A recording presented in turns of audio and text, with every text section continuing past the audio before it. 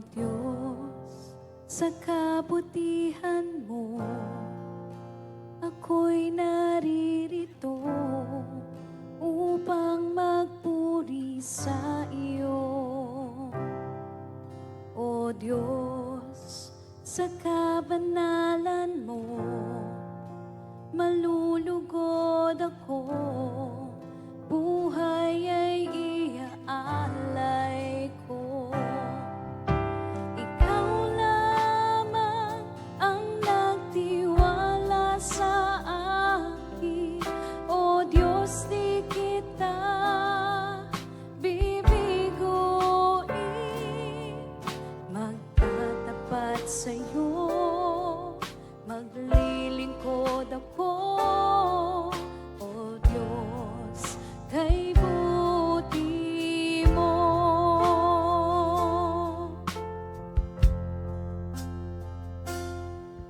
O Diyos, sa kabutihan mo, ako'y naririto upang magpuri sa iyo.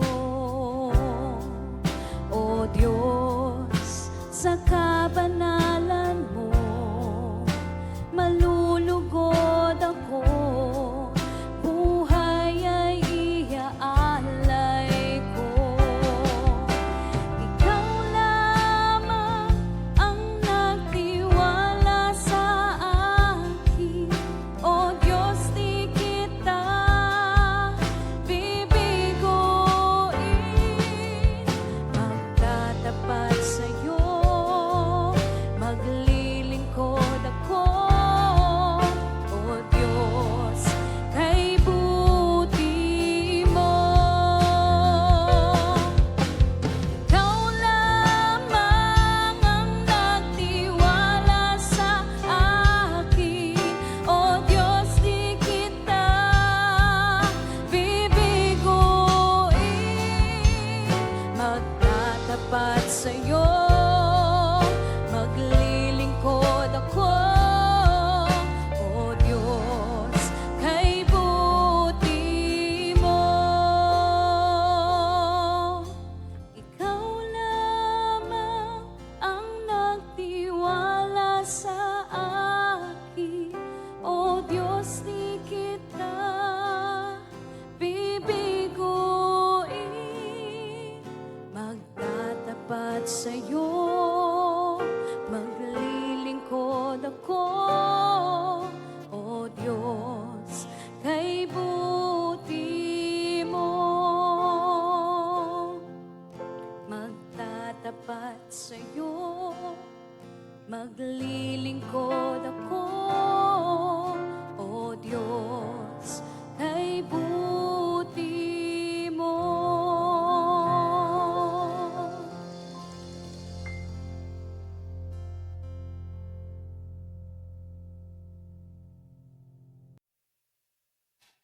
Magandang umaga po sa ating lahat, mga kapatid. Isang pinagpalang umaga po sa atin.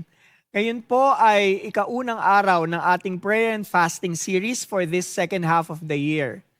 So ngayong umagang pong ito, ang ating pong pag-aaralan ay makikita sa Judges chapter 10 o ikasampung kabanata ng libro ng mga hukom. Pero bago po tayo magsimula, mga kapatid, pwede ko po kayong anyayahang lahat na manalangin. Can we all bow and pray? Let's all pray. Ama naming Diyos, we pray for wisdom and understanding, Panginoon. I pray, O Lord, but by your Spirit, O God, as you have said, it is not by might nor by power, but by your Holy Spirit. Father, we cannot do anything apart from you. We ask you, O God, to guide us and give us wisdom. And Lord, continue to anoint your servant, O God, as I share to your children. Panginoon, ang iyong mga salita ang magbigay liwanag sa aming mga puso at aming isip at isapamuhay po namin ito para sa iyong kaluwalhatian. Walang iba po kaming itinataas, Panginoon, kundi yung dakilang pangalan. Ito po ang aming dalangin sa aming dag-iisa at ang aming tagapagligtas na si Jesus. Amen. Again, maraming salamat po sa pagsama sa amin mula sa first day of ating prayer and fasting. So today, let us all read. Pakisamahan po ako magbasa sa Judges chapter 10. I'll be reading from the NIV version. Verse 1, after the time of Abimelech, a man of Issachar named Tola, son of Pua, the son of Dodo, rose to save Israel. He lived in Shamir, in the hill country of Ephraim. He led Israel 23 years, then he died and was buried in Shamir. Verse 3, he was followed by Jair of Gilead, who led Israel 22 years. He had 30 sons who rode 30 donkeys. They controlled 30 towns in Gilead, which to this day are called Havoth Jair. When Jair died, he was buried in Kamon. Verse 6, after the Israelites did evil in the eyes of the Lord. They served the Baals and the Ashtoreths, the gods of Aram, the gods of Shidon, the gods of Moab, the gods of the Ammonites, and the gods of the Philistines. And because the Israelites forsook the Lord and no longer served him, he became angry with them. He sold them into the hands of the Philistines and the Ammonites. Verse 8, who that year shattered and crushed them. For 18 years they oppressed all the Israelites on the east side of the Jordan, in the Gilead, the land of the Amorites. The Ammonites also crossed the Jordan to fight against Judah, Benjamin, and Ephraim. Israel was in great distress. Then the Israelites cried out to the Lord, we have sinned against you, forsaking our God and serving the Baals. Verse 11, the Lord replied, when the Egyptians, the Amorites, the Ammonites, the Philistines, the Sidonians, and the Amalekites, and the Maonites oppressed you, and you cried for me for help, did I not save you from their hands? But you have forsaken me and served other gods, so I will no longer save you. Go and cry out to the gods you have chosen. Let them save you when you are in trouble. Verse 15, but the Israelites said to the Lord, we have sinned. Do with us whatever you think best, but please rescue us now. Verse 16, then they got rid of the foreign gods among them and served the Lord, and he could bear Israel's misery no longer. Pagpalain ng Panginoon ang pagkakabasa ng kanyang salita. So yun po mga kapatid, ito pong binasa natin dito sa chapter 10 ng Judges at mga hukom, makikita po natin na another history of Israel wherein they have served foreign gods, the God of the Ammonites, of the Moabites. Nakita natin kung paano ang Panginoon ay kumilos sa buhay ng mga Israelita. No? Itong piniling bayan ng Diyos. Nakikita rin natin dito na paano ang Panginoon ay napaka mahabagin at mapagpatawad. No? Maaring natanong natin sa sarili natin, no? Natanong na ba natin to na, is God really merciful? Mahabagin ba talaga ang Diyos? Naniniwala ka ba na ang Diyos na ating pinaglilingkuran ay totoong mahabagin or merciful? Siguro, para sa iba sa atin, na-experience na natin talaga, ako po personally, na totoong mapagpatawad at merciful si Lord. And this story of Judges chapter 10 proved that. In this chapter, there were two judges that were named, Tola and Jair. They were mentioned as the two judges in this chapter. But in this book, we will focus on verses 15 and 16, which says, basahin po natin ulit, in verse 15, but the Israelites said to the Lord, we have sinned. Do with us whatever you think best, but please rescue us now. And verse 16 says, then they got rid of the foreign gods among them and served the Lord, and he could bear Israel's misery no longer. I titled my exhortation today, The God of Mercy. In Judges chapter 10, we see that despite all of Israel's action, the Lord remained faithful to his covenant promises. The big idea that I want to share with you, mga kapatid, is that no matter how far we strayed, God is always faithful and ready to forgive. Na gaano po man kalayo ang narating natin, how far we've strayed, God remains faithful and He is ready to forgive. There are only 3 points that I want for us to focus and to remember. 3 bagay lang po. Una, my first point is God hates idolatry. No, dun nga po sa verse 6 and 7, sabi rito, again, the Israelites did evil in the eyes of the Lord. Let us be reminded that God hates, kinasusuklaman niya ang idolatry. And idolatry is anything that we place above God, no?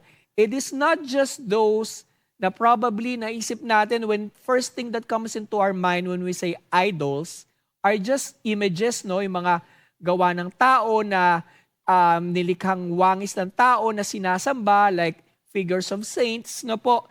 Hindi lang po ito yung idols na maituturing. In this present generation, and even if you are a Christian na tumanggap ka na sa Panginoon, we can still have idols, no? If we really think about it, no? Can we have this a moment wherein we could think about, do I have some idols in my life? It is important as a Christian that we do evaluate ourselves.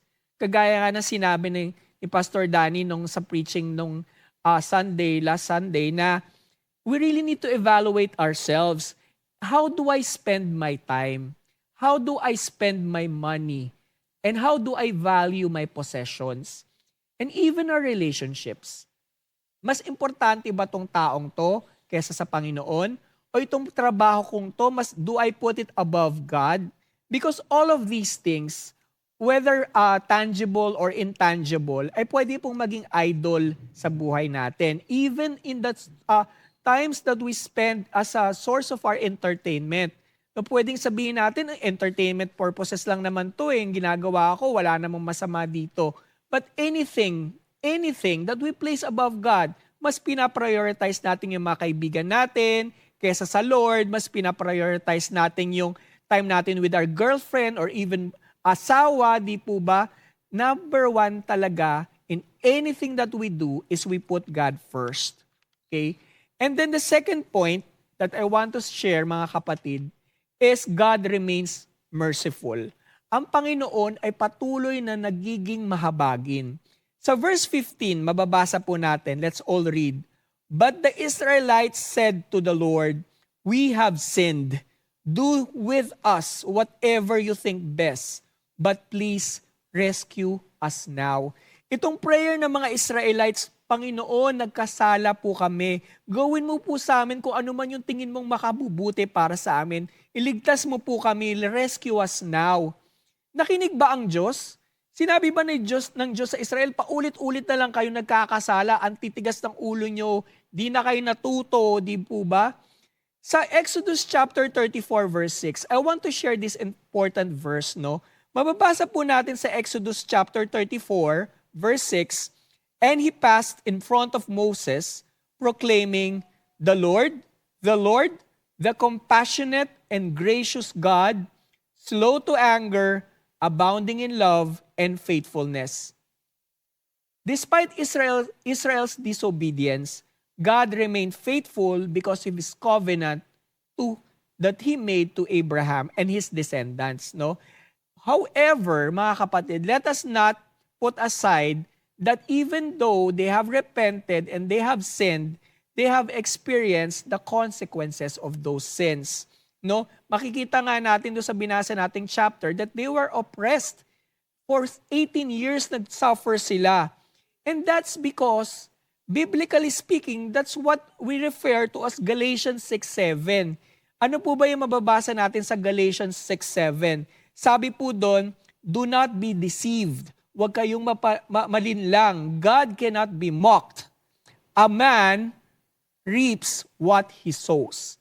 Yes, totoo naman, mapagpatawad, mahabagin ng Diyos. Pero we need to remember that our actions has consequences. Cause and effect lang po yan. It's a law, no? It is like a law of gravity, no? You cannot break that law. So whatever you sow, you will reap. And Israel reaped the harvest for their disobedience. But even though they had disobeyed God, the Lord remained faithful to His promises, especially to His covenant to the land of Israel. And the third point, and the last point that I want to share, point number 3, God remains present even in our darkest days. No? Indeed, God is omnipresent. Alam naman natin na omnipresent si Lord. No? He is everywhere. Wherever we go, wherever we are, God is there. Even in the dark times of our lives. Sa mga panahon na akala natin, hindi tayo sinasamahan ng Panginoon, nandun pa din siya. Even in times that we think, akala natin hindi niya tayo naririnig. We may feel, pakiramdam lang natin, that's why we don't have to rely on our emotion. We need to walk by faith, not by sight. We might feel that God has abandoned us, but He has not abandoned us. And in the history of Judah and Israel, we could see that in spite of their disobedience, sabi ko nga kanina, nakita natin throughout the Old Testament, they were conquered by different nations. Andyan yung Babylonians and Persians. To the time na na-destruct or dinastroy ang temple hanggang sa naging captive sila ng Babylon, to the time na nakabalik sila from the captivity of the Babylonian Empire, God has remained faithful and that will not change. Kung naging faithful si Lord sa Israel, mga kapatid, ganun din siya sa atin because God does not change. Sabi nga ng Bible sa Hebrews chapter 13, verse 8, if I'm not mistaken, that verse says, Jesus Christ is the same yesterday, today, and forever. Walang hanggan, hindi siya nagbabago. So mga kapatid, as I end today, let us put to mind that the God that we serve is really a merciful and forgiving God. Nakita naman natin to time and time again, paulit-ulit ang Israel. Nagkakasala, papatawarin, nagkakasala, papatawarin. Although they have suffered, they have earned the consequences of their sin, the Lord did not abandon them or leave them. And as we pray today, there are only 3 things that we need to pray about for this day, for our day 1 of our prayer and fasting. My first prayer item is that we need to surrender all our idols, mga kapatid. Surrendering to God all areas of our lives. Alam ko po hindi ito madali. It's a challenge for most people. These idols, so, na hindi naman to, as a Christian, we know that we don't serve idols made by human by human hands. Hindi tayo nagsumasamba sa mga Diyos-Diyosan. Pero yung oras natin, yung entertainment choices natin, yung salapi, yung pera natin, how we spend our time and our money, even in our habits, God sees all of that. Nakikita niya ang totoong intensyon ng puso natin. In the things that we do na akala natin, Lord, ito lang naman, hindi naman ito masama, I'm just enjoying myself. We need to surrender that. God called us into holiness and we need to show our fruit as a true Christian.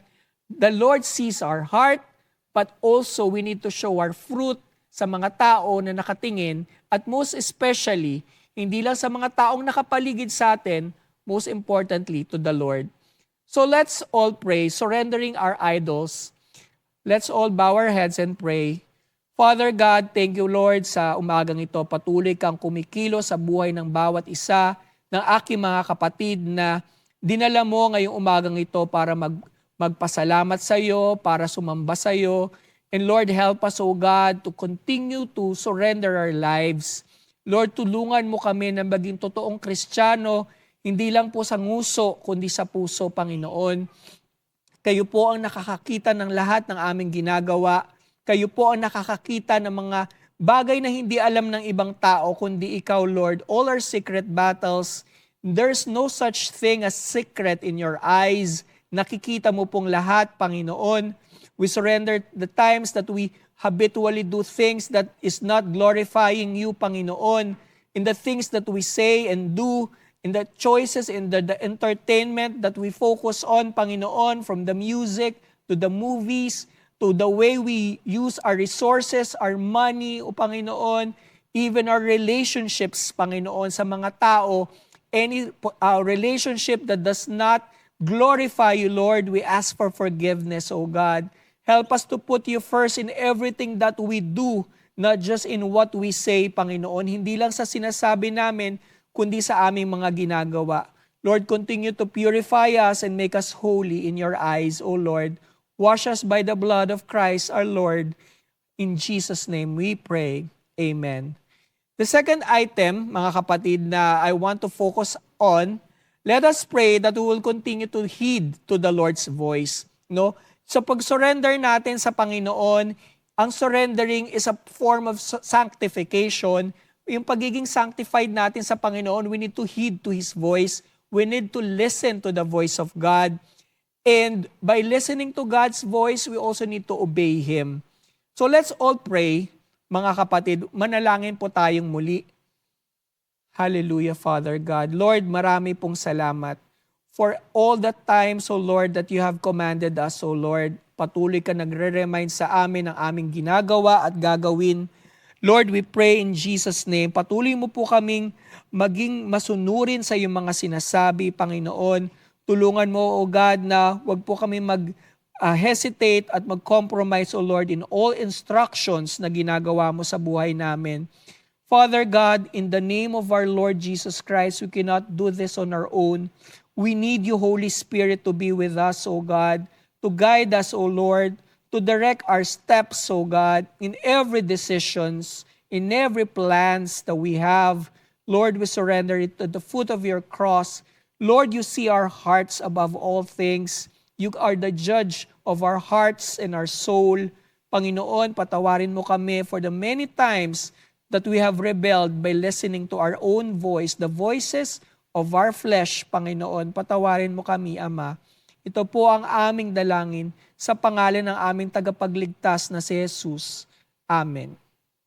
And then the last item for our prayer item today, just like Israel, no, isang bansa na minahal ng Diyos at they are the chosen people, let's also pray for our nation, our country, the Philippines. No? Let's pray that the Lord will guide all of us and our leaders especially, from our president down to all the leaders up to the barangay level, especially the Senate. No? Pag-pray natin na ang country natin will be really a Christian nation, totoong Christian na nation. We will pray that all of our leaders will heed to the voice of the Lord and that God will always be the Lord of our country. And with that, let's all bow our head and let's pray. Hallelujah, Lord God. Father God, muli po lumalapit po kami sa iyo. Nagpapasalamat po kami, Ama, sa patuloy mong pagkilos sa amin.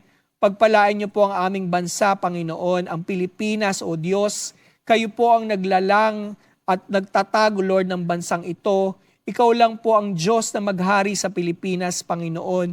Dinadalangin po namin ang pamahalaang ito, Lord God, especially our President Ferdinand Marcos, our Vice President Sara Duterte, all our senators, our congressmen, Father God.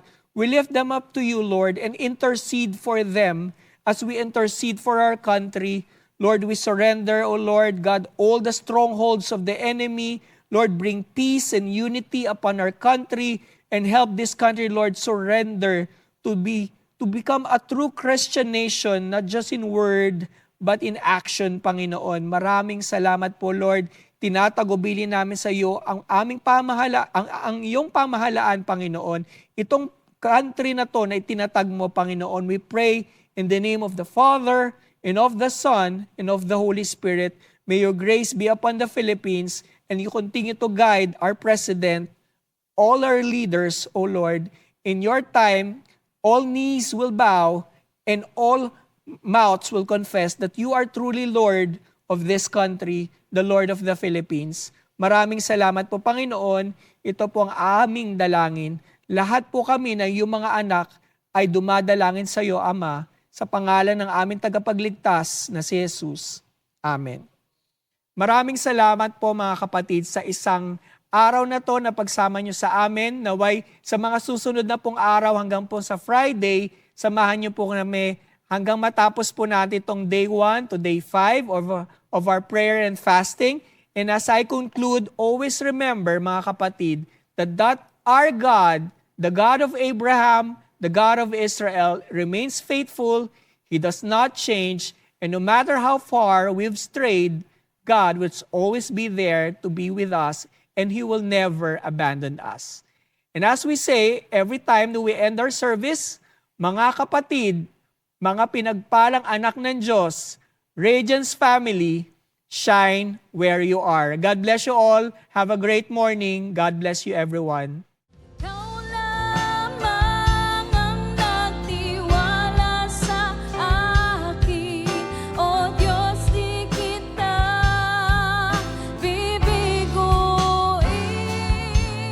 magtatapat sa'yo.